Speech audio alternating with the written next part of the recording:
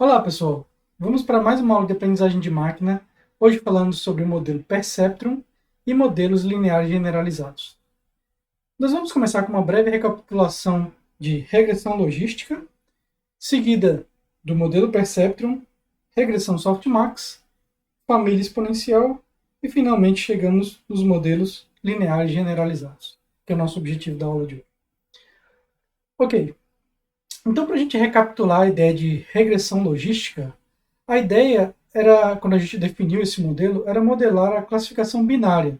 Então, nós tínhamos a nossa variável de saída a ser predita, y, como sendo pertencente a duas categorias possíveis, categoria 0 e categoria 1. Ok? E aí, por meio de uma sigmoide logística aplicada sobre o nosso modelo linear, que era do tipo delta, θt x, ok? Então a gente aplicava a sigmoide logística sobre isso, ou seja, aqui da nossa equação da sigmoide logística, e a gente aplicava ela em θtx, θt transposto x, ok? Então isso fazia com que, por exemplo, se a gente tivesse esse conjunto de pontos aqui em azul, ok? E a gente observa aqui que quando valores são menores da variável x, a probabilidade de y igual a zero é maior. E quando, à medida que os valores são menores de x, e à medida que os valores são maiores de x, a probabilidade de y igual a 1 é maior. Ok?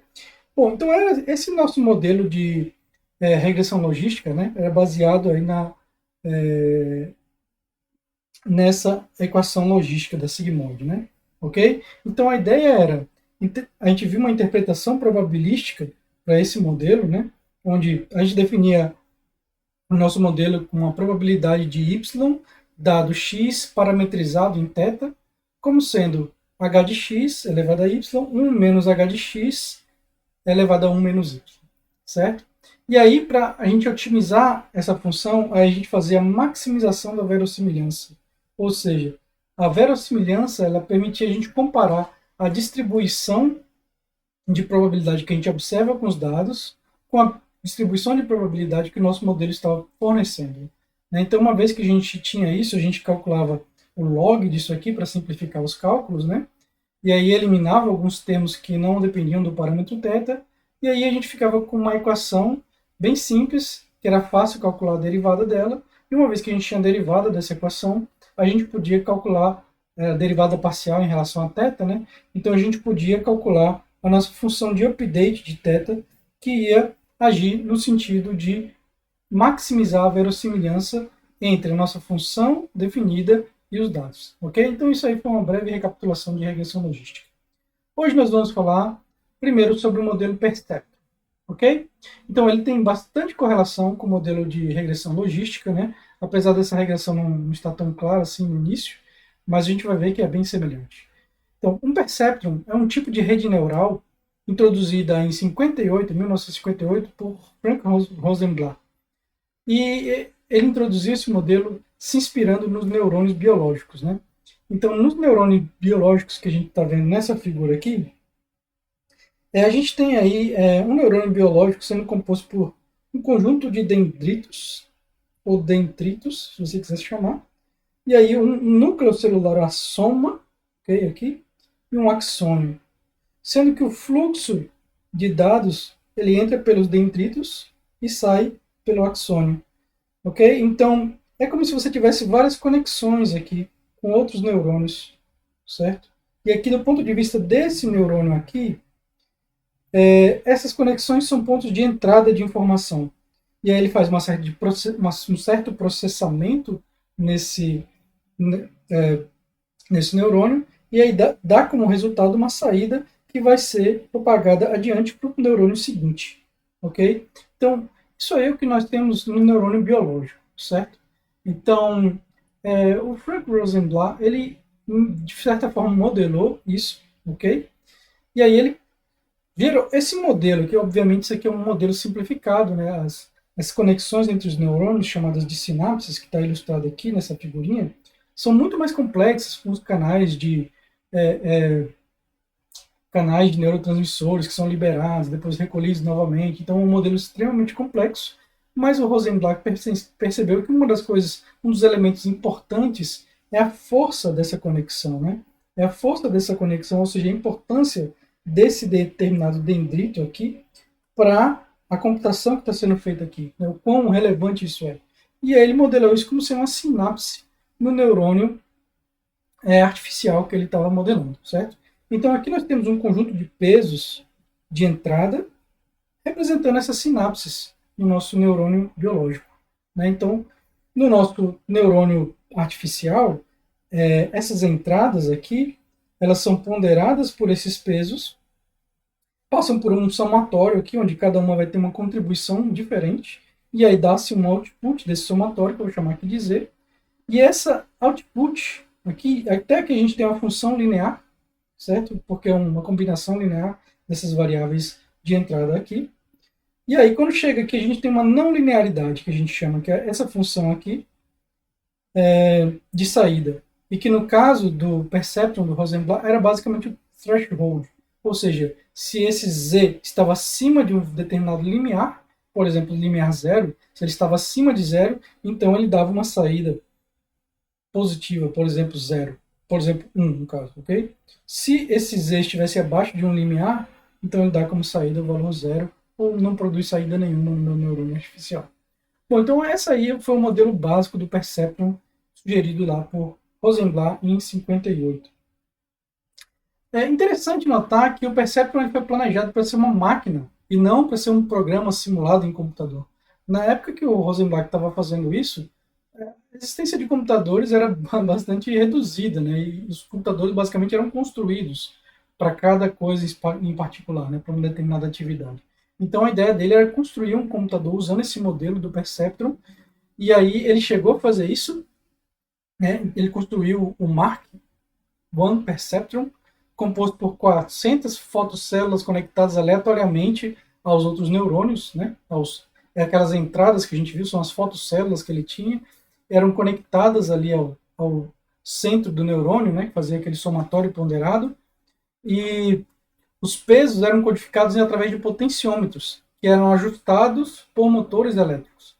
Então, imagina aí, né, nossos Wzinhos aqui sendo ajustados por motores elétricos, né? Então, um desafio bem grande fazer isso funcionar realmente, né?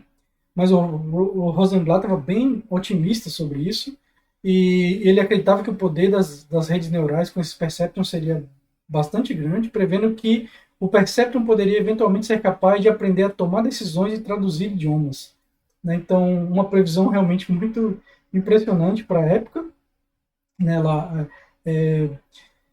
assim, chamou a atenção da comunidade científica, e os modelos conexionistas, como passou a ser chamado esse tipo de modelo que usa neurônios conectados, ganhou grande atenção da comunidade em geral, certo? Então, e com isso desencadeou um programa ativo de pesquisa sobre o paradigma conexionista que deslanchou aí ao longo da década de 60, né? Um fato curioso aqui, né, que ele falou em utilizar redes de perceptrons para traduzir idiomas.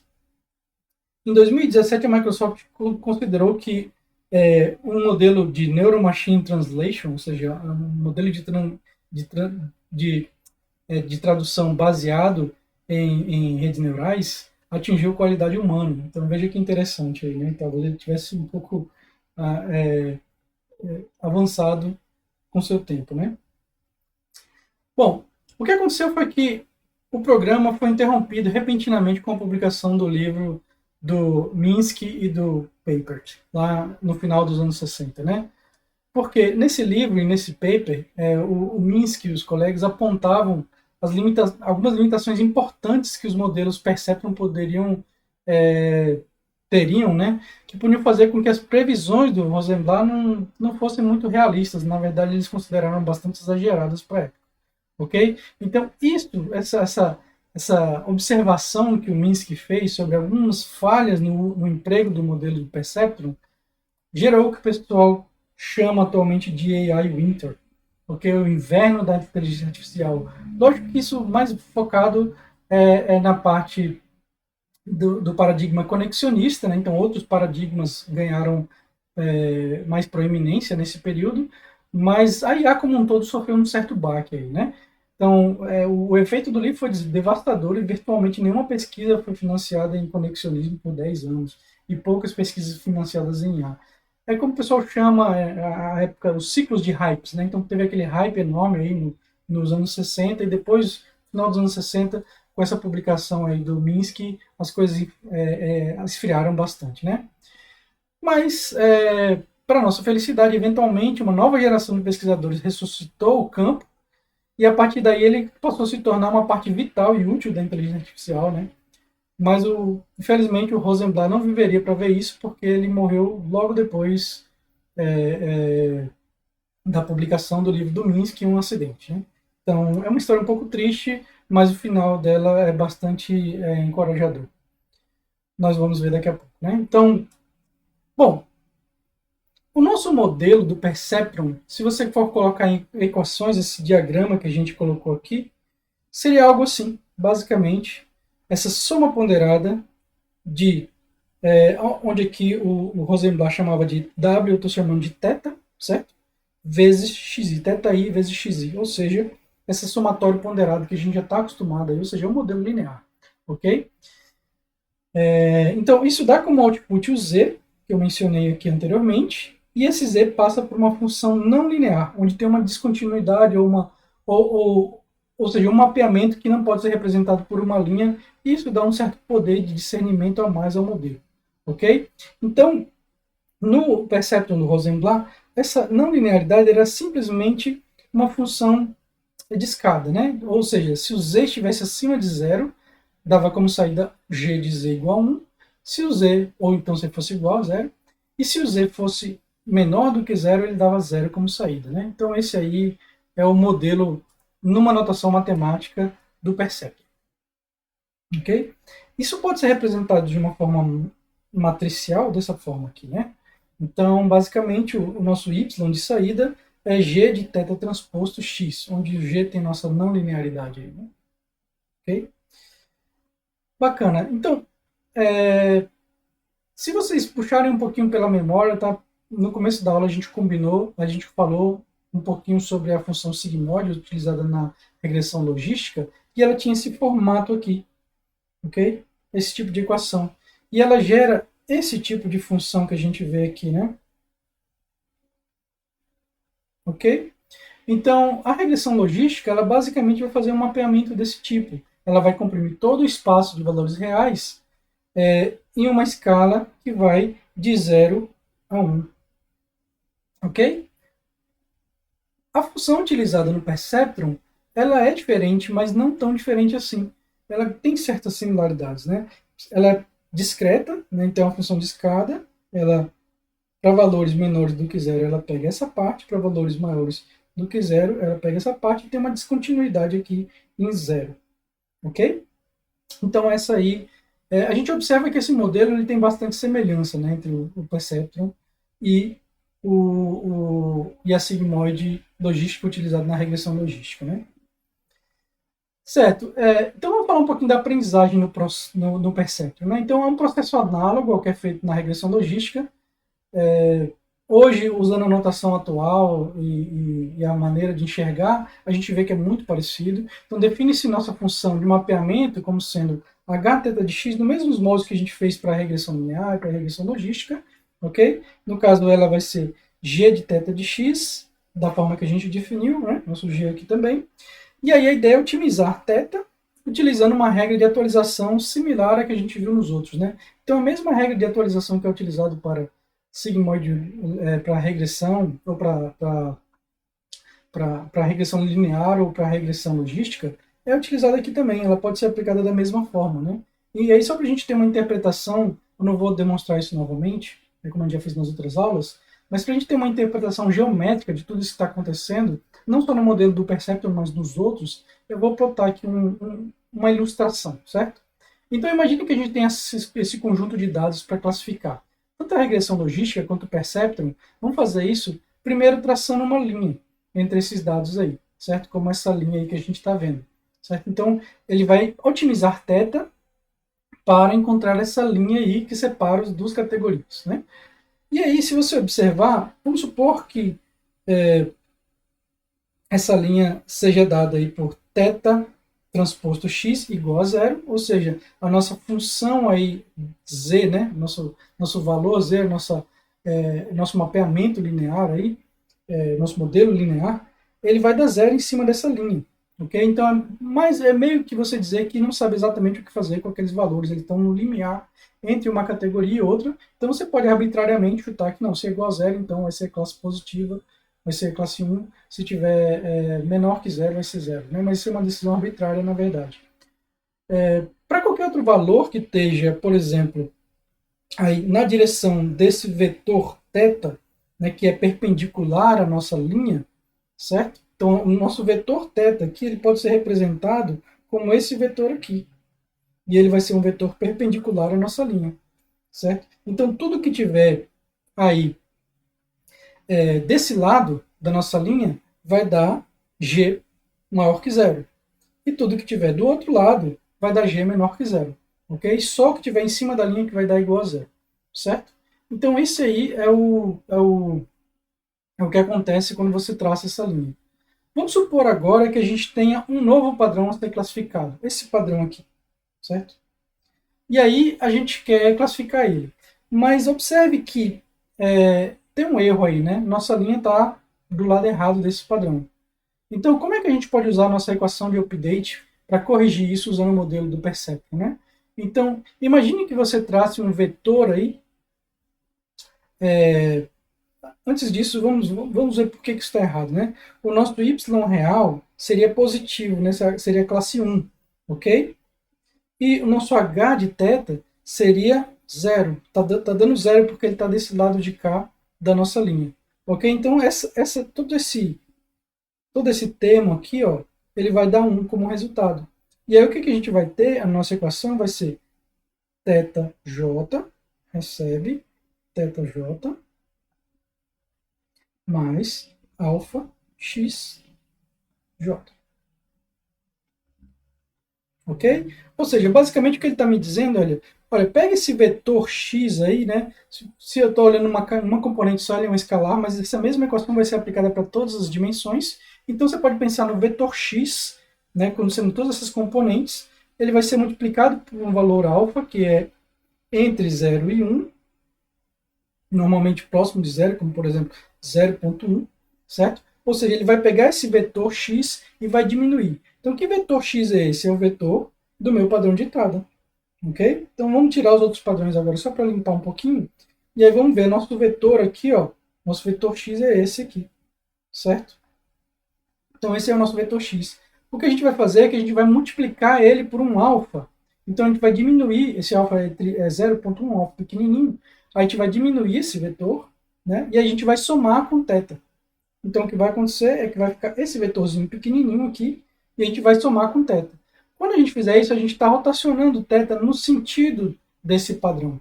Ok? Então, é isso que vai acontecer. A gente vai rotacionar nosso θ aqui, nesse sentido, e aí, agora, ao rotacionar nossa θ, a gente faz com que a linha passe um pouquinho mais para o lado dele. Né? Então, nesse exemplo aqui, passou um passo de atualização para ele já ajustar e corrigir o erro, né? Mas não necessariamente precisa ser assim, dependendo do alfa, ele pode ir a passos pequenos, o que é interessante para fazer um movimento suave, né? Não passar do ponto. Senão ele poderia, por exemplo, passar para o lado de cá, ok? E pegar esse ponto aqui, né? Então, se a gente faz movimentos mais suaves, evita esse ruído todo aí na atualização, certo? Então, é isso aí mais ou menos como é que o modelo do Perceptron vai ser atualizado, né? Ok. Bom, então, vamos falar um pouquinho sobre o que o Minsky e o colega dele percebeu sobre o modelo do Perceptron, ok? Então, lá no final dos anos 60. Então, eles notaram, por exemplo, que tinha funções muito simples e muito básicas. Lógica sempre foi uma coisa muito bem considerada dentro da área de inteligência artificial, e vários modelos importantes da época já seriam capazes de resolver esse tipo de problema simples, como, por exemplo, uma função XOR, né? Que a gente está acostumado da lógica aí, simplesmente se as duas variáveis são iguais, dá zero. Se elas são diferentes, dá 1. Okay? Então, quando elas são iguais, dá zero. E se você tentar fazer isso com o Perceptron, você não consegue resolver. Por quê? Se eu botar esses dados aqui, imagine que aqui a minha variável A seja o x1 e a variável B seja o x2, e eu ploto simplesmente os zeros e os uns aí para fazer esses pares, eu tenho algo assim, dessa forma, ok? E aí, com o modelo linear, a gente não consegue resolver esse problema, né? Se você tentar passar uma reta aí, que reta é que você passa que vai resolver esse problema corretamente? E aí, nenhuma reta que você consiga passar aí vai separar esses dados corretamente, porque eles não são o que a gente chama de linearmente separáveis, ou seja, você não consegue separar com uma linha apenas, ok? Então, o Perceptron não funciona para dados que não são linearmente separáveis. Isso foi, digamos assim, um balde de água fria que foi jogado no modelo do Perceptron, e aí que gerou lá o inverno da inteligência artificial, né? Um dos argumentos um dos mais importantes argumentos do Minsky, né? Ok. Porém, para a história terminar feliz, eu só vou dar um, uma pequena amostra do que vem adiante, né? Como veremos nas próximas aulas, quando os neurônios artificiais do tipo do perceptron são organizados em redes com múltiplas camadas de perceptrons, como essa aqui, onde você tem vários perceptrons combinados em camadas, então você obtém modelos capazes de aproximar qualquer função, ok? Mesmo aquelas que não são linearmente separáveis. Basta que você tenha neurônios e camadas suficientes no seu modelo, né? Então isso é uma coisa que a gente vai estudar mais na frente no curso, ok? Mas é só para a historinha terminar com um ar positivo aí, certo? Então esse é o modelo do Perceptron, ok, gente? Então agora nós vamos voltar um pouquinho pensar em regressão logística e outros modelos e ver como é que a gente pode avançar um pouco com eles para um problema um pouco mais complexo.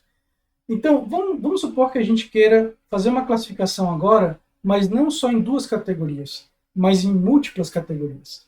Vamos chamar de classes, né? Vamos supor que a gente queira fazer uma classificação de dados X pertencentes a Rn para mapear para K classes possíveis, né? Então, por aí que minhas classes eu esteja numerando, né? Classe 0, classe 1, classe 2, até classe K-1, porque eu comecei do zero, então vai até K-1, mas eu tenho K classes a serem classificadas aí possíveis, né? Então cada X pode pertencer a cada uma delas. Nesse diagrama aqui, por exemplo, os valores de X, aqui a gente tem X1 e X2, então a gente está plotando X1 e X2, e o Y está sendo representado pela figurinha que eu estou utilizando. Como, por exemplo, aqui, os triângulos representam a categoria 0, as bolinhas a categoria 1 e os quadrados a categoria 2, por exemplo.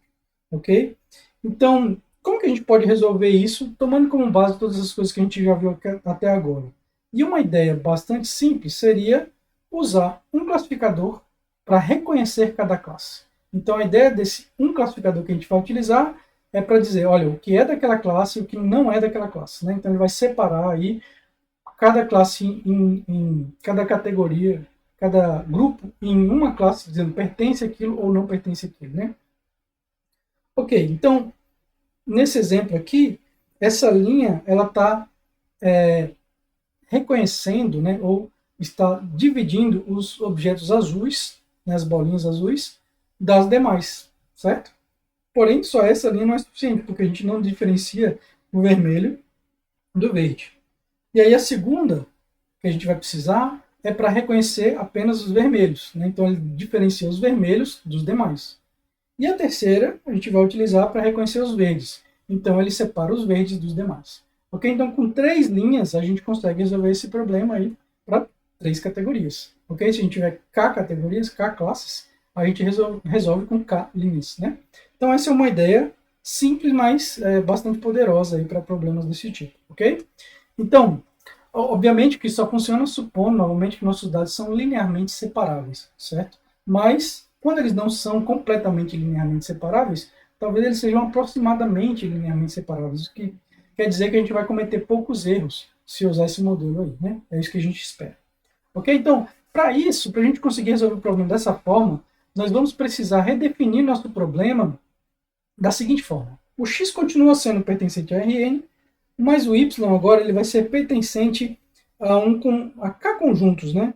Zeros e uns aqui, né? Que é a codificação que a gente chama one-hot encoding, ou codificação one-hot, né? Ou seja, vamos dar um exemplo aqui para ficar mais fácil, né? Então, no nosso exemplo, a gente vai usar o seguinte: cada valor de y vai ser uma tupla que vai ser representada pôr 1 na posição da categoria que ele é e 0 nas demais, certo? Então, por exemplo, a primeira entrada aqui, ele é para triângulo, a segunda para círculo e a terceira para quadrado.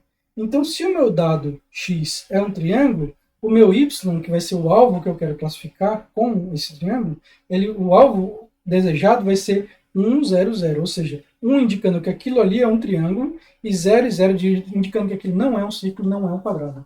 Por outro lado, se for um círculo azul, então a gente vai ter 0 para triângulo, 1 para círculo, 0 para quadrado. E assim por diante, né? 0, 0, 1 para indicar o nosso quadrado. Ok? Então, essa é a primeira coisa que a gente vai utilizar. Por que isso é interessante? A primeira coisa interessante não é que seria impossível resolver o problema dessa forma, ok? Não é que seria, desculpa, da forma anterior. Não é que seria impossível resolver representando assim, porém aqui a gente introduz certas discrepâncias que não fazem sentido. Como, por exemplo, vamos supor que 0 seja utilizado para triângulo, 1 para bolinha e 2 para quadrado. Se a gente usar isso, a gente está dizendo que um quadrado, uma bolinha está mais próxima de um quadrado do que um triângulo. Do que um triângulo está próximo de um quadrado. Ou seja, porque essa distância aqui é maior do que essa.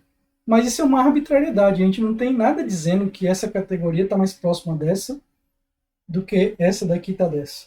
Ok? Então, isso seria arbitrariedades que a gente está inserindo no processo. Quando a gente usa a codificação on-hot, como a gente viu aí, não tem esse tipo de problema, certo? Então, a distância entre todos eles vai ser 1, e aí isso faz mais sentido para a gente modelar dessa forma, ok? Então, para dados categóricos, de muitas categorias, utilizar a codificação on-hot.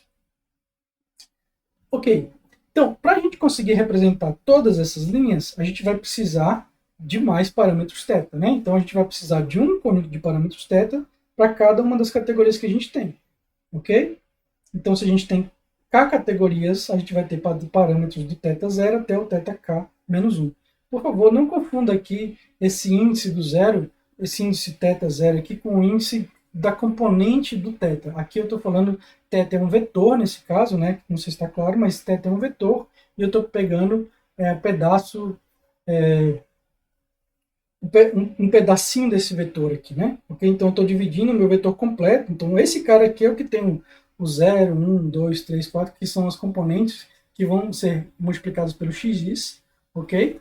E aqui eu estou só indexando qual é o θ que está associado com cada uma das categorias, ok? Beleza. Bom, então no nosso exemplo, a gente tem um vetor θ0 para a nossa categoria 0, um vetor θ1 para a nossa categoria 1 e um vetor θ2 para a nossa categoria 2. E aí, colocando esses vetores num vetor coluna, né, então isso vira uma matriz, certo? Então, nosso conjunto de parâmetros θ é composto dessa forma para esse problema aqui que tem 3 categorias. Ok? Então, nosso θ0 ele vai ser o vetor perpendicular à nossa linha vermelha, o nosso θ1 vetor perpendicular à linha azul, e o nosso θ2 o vetor perpendicular à linha verde. Ótimo. Beleza. Então, como classificar um ponto novo? Então, imagine que a gente tem aí um pontinho aí, né, que é esse pontinho aqui que a gente está vendo aqui, e a gente quer classificar esse pontinho.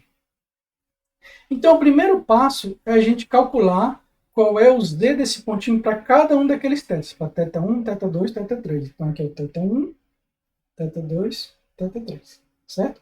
Então, vamos calcular o Z para o θ1, para o θ2, para o θ3, ou seja, é a distância, né, que esse pontinho está daquela linha e para que lado que ele está, certo? Então, para o θ1, para o nosso triângulo aí, desculpa, que é θ0, θ1, θ2, melhor dizendo.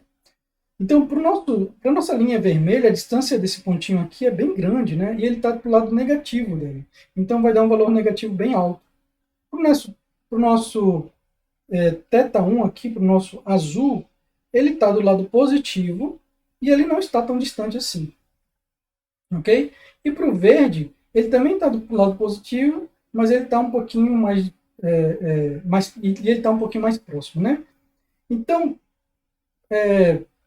a gente tem esses valores aí, menos 4, 2 e 0,5, tá? Isso aqui é só para ilustrar, tá bom, pessoal? Esses valores não são reais, certo?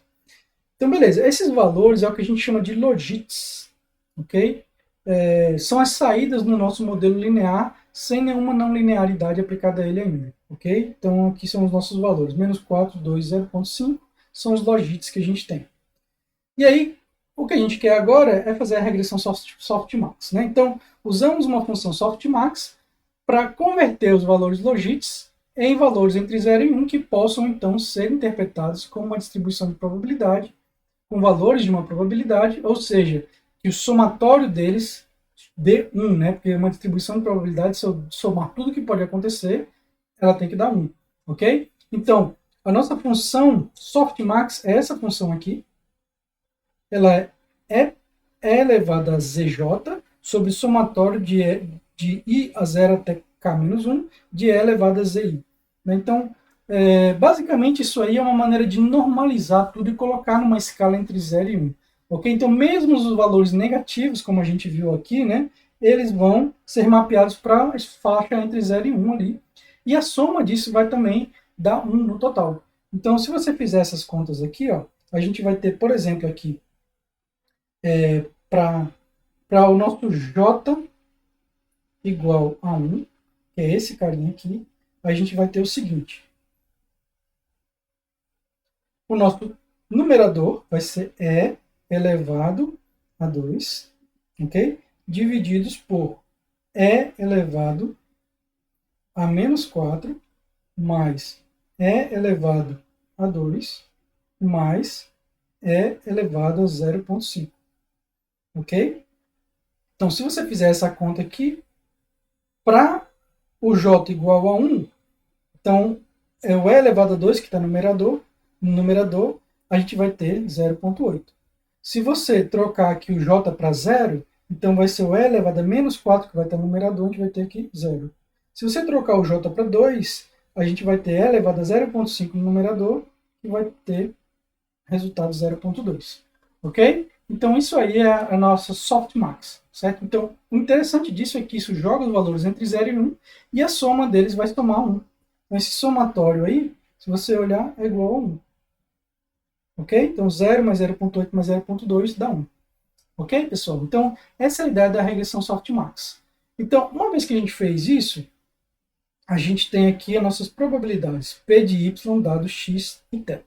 Ok? Então, esse modelo aqui da regressão softmax é o que a gente vai utilizar. Né? Então, agora a gente precisa ver qual é o erro que a gente quer minimizar. Né? Então, a medida de erro a ser minimizada pode ser, por exemplo, a entropia cruzada, ou cross entropy em inglês. Né? Então, a entropia cruzada ela é definida entre duas distribuições. No nosso caso, vai ser a distribuição observada nos dados, os y que estão lá nos dados, sendo que, por exemplo, naquele formato, né, 0, 1, 0, ou 1, 0, 0, certo? E os dados estimados pelo nosso modelo, que pode ser, por exemplo, 0, 0,8, 0,2. Vamos supor que para um padrão que daria lá nos dados 0, 0,1, 0, 1 e 0, aqui está dando 0, 0,8 e 0,2. Não está tão distante, está parecido, mas a gente quer minimizar essa diferença o máximo possível. Ok? Então, a gente pode utilizar a cross entropy. Né? Então, a cross entropy ela é definida aí entre duas variáveis, no caso aqui, a nossa variável dos dados e a nossa variável estimada, que é a que está com o chapéuzinho em cima. Então, ela é definida basicamente, a cross entropy entre duas distribuições é P e Q, é P y vezes P de y vezes log de Q de y. Ok? Então, ou seja, se o seu P real lá era 1 e o seu Q era 0,8, então, nesse componente do somatório, você vai ter 1 vezes log de 0,8. Ok? Então, somando tudo isso, dá para você ver que isso vai ser minimizado quando as duas distribuições forem bastante semelhantes. Né? Quanto mais semelhantes, menor vai dar esse valor aí. Né? Então, essa é a nossa medida de erro, né? Cross entropy, né? Entropia cruzada, certo? Ok. Então, dito isso, vamos agora tentar generalizar todas essas ideias que a gente viu falando um pouquinho da família exponencial. Né? Então, a família exponencial é o nome dado a um conjunto paramétrico de distribuições, ou um conjunto de distribuições paramétricas, né, de probabilidade, que segue uma certa forma especial. Né? E a entender esse conceito de família exponencial vai nos ajudar a generalizar os modelos que vimos até aqui e poder fazer com que vocês facilmente criem outros modelos que se adequem ao tipo de dados que vocês têm, certo?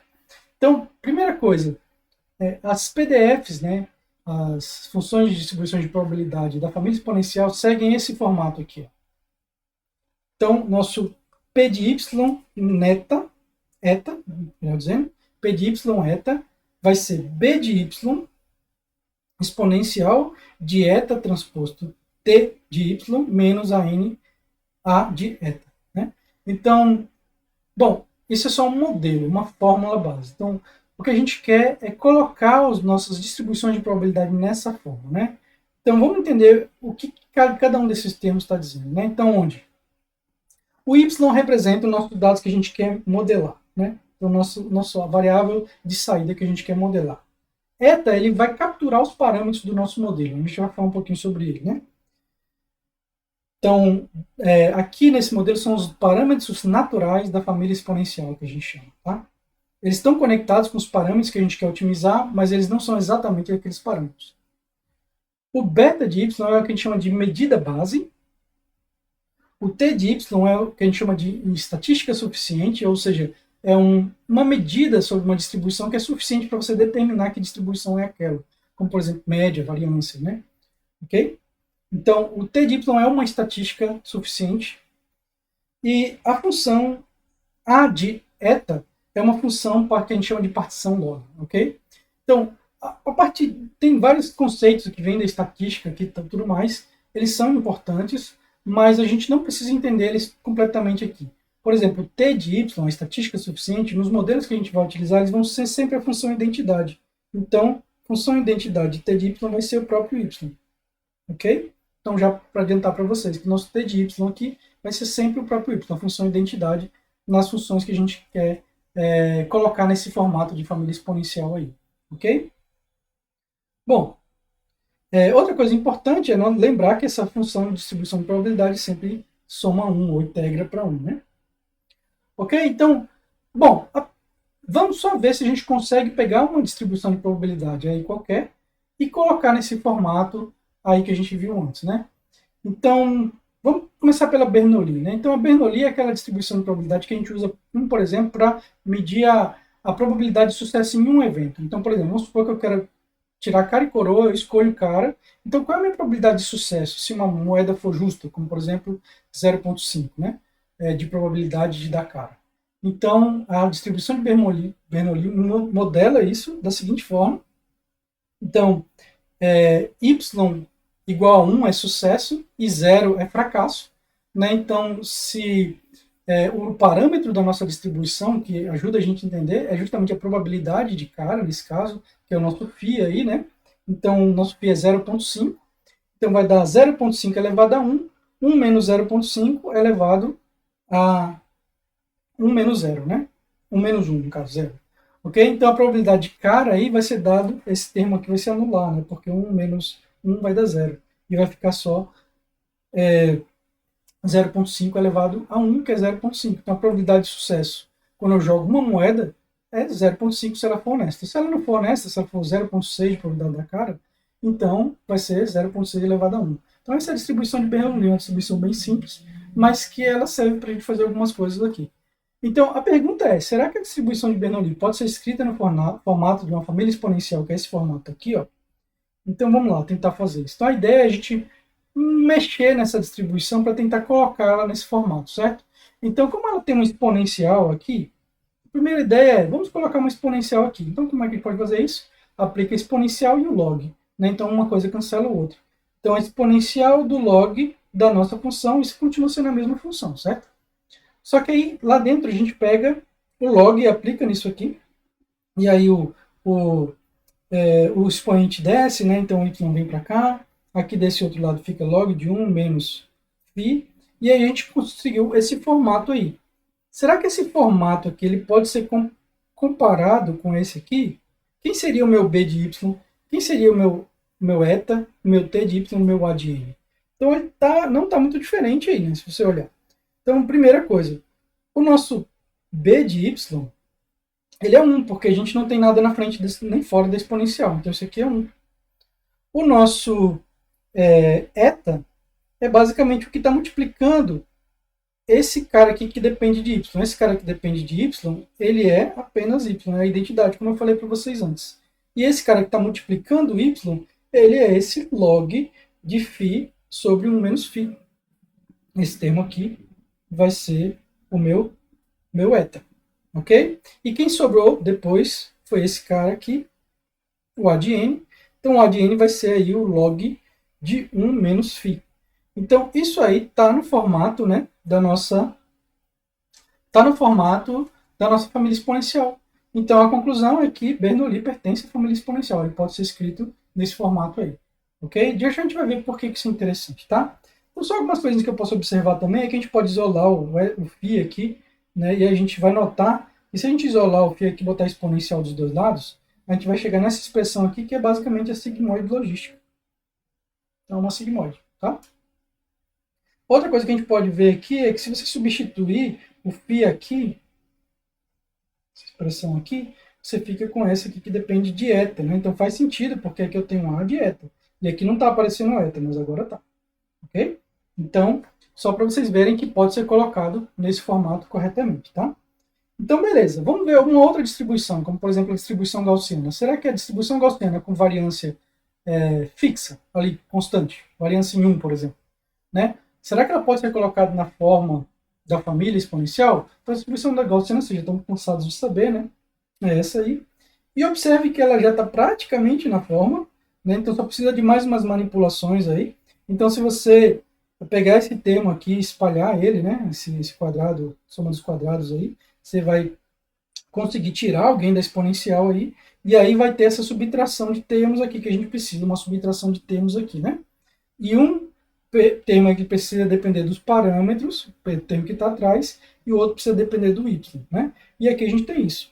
Nosso mi depende do y, e esse aqui depende só dos mi y depende de y, e esse aqui depende só do parâmetro da distribuição, que é justamente o mi, ok? E aí tudo que está na frente aqui da nossa distribuição, quem que é? É o nosso p de y. Então vamos lá. b de y é 1 sobre raiz de 2π exponencial de menos y ao quadrado sobre 2. O nosso eta, quem que é? É o cara que está multiplicando o y, é o mi. O nosso t de y é a identidade novamente. E o nosso a de n é mi ao quadrado sobre 2. E aqui, novamente, se a gente substituir o mi por eta aqui, a gente chega nesse carinha aqui que é dependente de eta, ok? E aí a gente conclui que a nossa função de distribuição gaussiana, de probabilidade gaussiana, também pertence à família Bernoulli, ok? E aí você pode demonstrar isso para várias outras funções, e isso vai ser interessante à medida que você entender por que a gente está tentando definir a função exponencial, da família exponencial. Porque ela tem algumas propriedades interessantes, né? Então, algumas delas, vamos citar aqui. A função da verossimilhança em função do parâmetro eta é sempre côncava, ok? Então, ela sempre tem esse formato côncavo, o que quer dizer que ela pode ser otimizada por um método de otimização simples, com um gradiente ascendente, ok? Então, a gente tem também que uma vez que você sabe quem é aquele A de eta que a gente viu lá, então a nossa média, né? Ou seja, o valor estimado, nossa esperança do valor de y, ela vai ser dado por essa derivada aí, derivada parcial de A de eta em relação a eta, ok? Então, isso é a nossa média da distribuição, vai ser sempre dada por isso aí. Então, é fácil calcular. Normalmente, a esperança de uma distribuição, ela envolve uma integral, mas nesse caso aí é mais simples, envolve só uma derivada daquela função lá que vocês viram que é normalmente simples, aquela função A de n, A de eta é geralmente simples. E a nossa variância é dada dessa forma aqui, outra propriedade dela que a gente não vai usar por enquanto, ok? Então, essas propriedades facilitam a definição da otimização dos parâmetros, né? Então, se você define a sua função de probabilidade dessa forma, é fácil otimizar depois. Então, é por isso que a gente usa a família exponencial. Então, por exemplo, se eu utilizar a gaussiana, ou seja, se os meus valores de y forem pertencentes aos reais, como por exemplo, eu estou tentando fazer uma regressão linear, e os valores de y que eu quero prever são valores pertencentes à escala real, positivo e negativo. Então, uma distribuição que tem o modelo na escala real é a gaussiana. Então, eu posso usar essa distribuição aí. Se eu plugar lá gaussiana e fizer a otimização daquela maneira, a gente vai obter uma regressão linear. Se eu plugar Bernoulli, que a gente viu, a gente tem a regressão logística. Não é à toa que aparece aquela sigmoide lá que eu mostrei para vocês. Ok? Então essa ideia aí é a maneira de generalizar para qualquer distribuição de probabilidade que pertence à família exponencial esse modelo, né? Então, algumas outras distribuições que pertencem, gaussiana, Bernoulli que a gente já viu, Poisson, gama, exponencial, todas essas pertencem à família exponencial e pode ser modelado dependendo do domínio da função que você quer modelar aí, ok? Ok. Beleza, então, e os modelos lineares generalizados? Então, basicamente, sabendo isso que a gente sabe sobre a função, as funções exponenciais da família exponencial, então o objetivo é definir uma expressão geral para a forma da atualização dos parâmetros de um modelo linear, tomando proveito daquelas propriedades que a gente viu da família exponencial. Então, primeiro, ela assume que a nossa PDF pertence à família exponencial, então ela tem que estar nesse formato aqui que a gente viu. Segundo, o problema é o seguinte, a gente quer modelar uma distribuição que é condicional em x, e aqui a gente só tem y, e os parâmetros eta, né? Então, uma coisa que a gente pode fazer que resolve esse problema é definir o nosso eta como sendo θ transposto x. Assim, ele representa os parâmetros do nosso modelo e também as variáveis de entrada x. Então, isso torna a nossa função p de y dado x parametrizado em θ. Ok? Então, isso aqui a gente transforma essa aqui nessa aqui, se a gente definir nosso eta dessa forma. Ok? Porque x é uma variável aleatória. Θ não. Θ, então ela pode ser condicionada nessa variável. Θ são os parâmetros que a gente quer otimizar para que a nossa probabilidade seja maximizada. Ok? Então, uma vez que você fez isso, então a gente sabe que a predição que queremos fazer é a esperança de y, o valor, dado um valor de x, qual é o y esperado, né? Com o nosso conjunto de parâmetros. Né? E a gente sabe que na família exponencial, essa esperança vai ser dada por essa derivada parcial aqui. E aqui, no caso, vai ser em relação a θ, porque a gente trocou o nosso eta aqui. Ok? O nosso eta vai depender do θ. Quando a gente otimizar o θ, vai estar otimizando o eta, né? Aqui. Certo? Então, isso aqui é devido à propriedade da família exponencial. Então, uma vez que a gente sempre pode definir a esperança dessa forma aí, na família exponencial, então, o que a gente tem que fazer para resolver nosso problema linear generalizado, né? Nossos modelos? Apenas plugue a distribuição que você escolheu para modelar o seu problema, gaussiana, Bernoulli, de acordo com o tipo de variável y que você quer modelar, e estabeleça quem é o seu h de x, que vai ser daquela forma que a gente viu, de acordo com a distribuição que você escolheu, certo? Então, ou seja, a distribuição que eu escolhi vai me dar um a aqui, certo? E aí eu calculo a derivada parcial desse a em relação a θ, e aí eu tenho a minha esperança, e eu tenho o meu h de x. E aí, a minha função de update sempre vai seguir essa forma aqui, que é a mesma forma que a gente utilizou nos outros modelos lá, né, que a gente viu no passado. Então, aquela mesma, vocês já devem estar acostumados com essa equação que a gente viu, certo? Várias vezes. E aí, quando você otimizar os parâmetros θ dessa forma, você vai estar, na verdade, maximizando a verossimilhança entre a variável que você observou nos seus dados e a saída do seu modelo, né? A saída predita pelo seu modelo. Então, esses são um conjunto de modelos lineares generalizados que servem para uma gama grande de problemas aí. Ok? Então, um breve resumo aqui para a gente finalizar. Nós vimos o modelo do Perceptron e sua importância histórica para a área de conexionista, né, para a área de IA em geral. Né? Foi apresentado também um modelo de regressão softmax para problemas com múltiplas categorias. A gente discutiu a família de funções exponenciais, suas propriedades e algumas distribuições de probabilidades que pertencem a essa família. E depois vimos uma forma de generalizar os modelos lineares tomando proveito das propriedades da família exponencial. Bom, então era isso que eu tinha para falar para vocês hoje. Espero que vocês tenham gostado e até a próxima aula.